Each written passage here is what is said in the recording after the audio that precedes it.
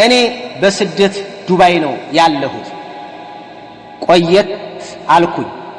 ከዲኔ ራቅ ብዬ ከቲክቶክና ከዘፋኝ ሰዎች ጋር ከታዋቂ ሰዎች ጋር ነው የምንቀሳቀሰው። አላህ ይመስገን ጥሩ ሰርቻለሁ። ቤት አዲስ አበባም ደሴም አለኝ። ባሌ እዲኑ ላይ ጎበዝ ባይባልም ግን ሙስሊም ነው። ሶላት አይሰግድም፣ ጫትም ይቅማል። በጣም ቆንጆ መልከ መልካምና ስፖርተኛ ነው። አዲስ አበባ ነበር የሚኖረው። የቤት መኪና ገዛሁለት። የጠየቀኝን ሁሉ አሟላለሁ። የሆነ ቀን ልምጣና ላግዝሽ አለኝ ወደ ዱባይ። በራሴ ስለሆነ የምሰራው እሺ አልኩት። መኪናውን ለወንድሙ ሰጥቶ ቤተሰቦቹን እቤቴ አስቀምጦ አመጣሁት። እዚህ ሲመጣ ጠገበ። እኔም መልከኛ ነገር ነኝ። የወንድ ነገር ሆነና የሆነች አዲስ አበባ የሚያውቃትን ልጅ ተባብሎ ከኔ ተደብቆ ቤት ተከራይቶ አስቀመጣት።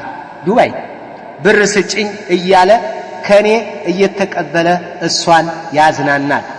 የራሱ ጓደኞቹ ባለቤቴ ከልጅቱ ጋር ተቃቅፈው ተቀምጠው የሚያሳይ ፎቶ ላኩልኝ። ንዴቴን ዋጥ አድርጌ ሚስቶችህ በቃ ሁለት እንሁን፣ ተራ ያዝልን፣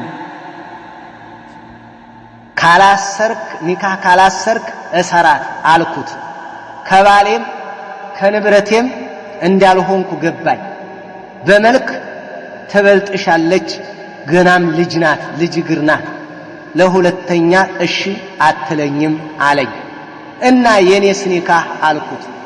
ደግሞ የዱባይ ኒካህ አገርሽ ስትገቢ ትፈቻለሽ አለኝ። እና የአዲስ አበባውን ቤት ሰተሽኝ እፈታሻለሁ በስሜ አዙሪዋለሁ እኮ አለኝ። ሰውነቴ ነደደ። ምንም አላልኩም። ስለተቃጠልኩኝ ክርስቲያን ጓደኛ ነበረችኝ። የሆነ ደብተራን ጠቁሚኝ አልኳት። ጠቆመችኝ። ሄጄ ልጁ እንዲወደኝ ሳይሆን እንዳብድ ስራልኝ አልኩት። አብረን እንተኛ አለኝ። ብር ልስጥህ አልኩት። እሺ አለኝ። ጥቁር ዶሮና ጥቁር